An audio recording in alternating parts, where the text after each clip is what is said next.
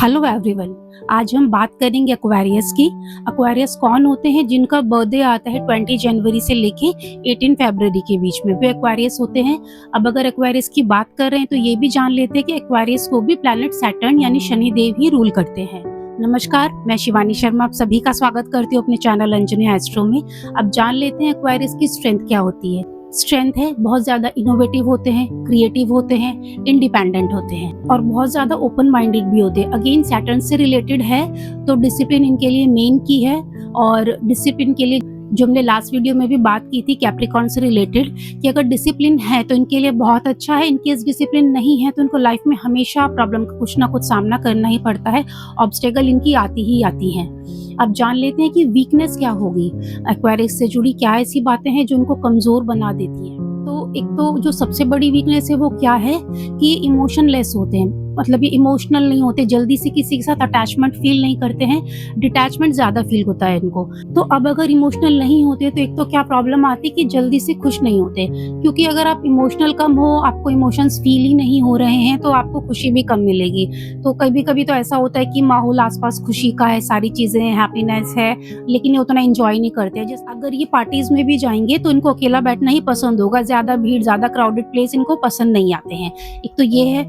इसके अलावा दूसरी बात क्या होती है कि ये ना अनप्रेडिक्टेबल होते हैं।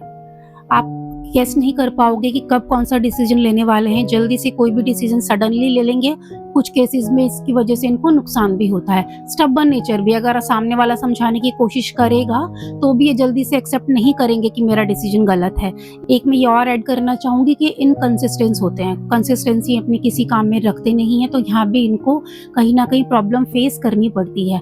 अब बहुत सारी रेमेडीज होती हैं सैटर्न को पॉजिटिव करने के लिए, या हमारे चार्ट में जो भी प्लैनेट्स डिस्टर्ब हो रखे हैं उनकी एनर्जी को पॉजिटिव करने के लिए, जो आप कंसल्ट करके ही कर सकते हो। दान जाप सारी चीजें कंसल्टेशन से ही आप कर सकते हो। बट एक रेमेडी या एक सॉल्यूशन वो क्या है, ज़ोडिएक सोप, जिसमें आपको किसी कंसल्टेशन की जरूरत नहीं है।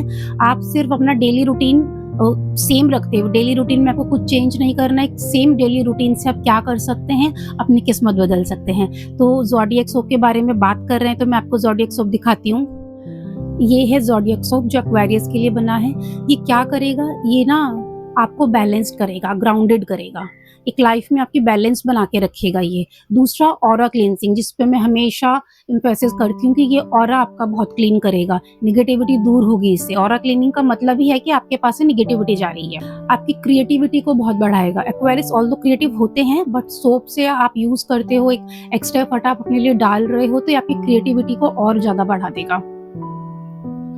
इन केस आप डिसिप्लिन नहीं हो तो डिसिप्लिन ही आपको कहीं ना कहीं से कैसे भी करके मैनेज आपसे करवाएगा और आपको काम बनाएगा, थोड़ा सूदिंग, थोड़ा काम आप हो जाओगे। बहुत ज़्यादा बेचैनी और बहुत ज़्यादा जो डिसीजन आप लेते हो इसमें आपको हेल्प मिलेगी।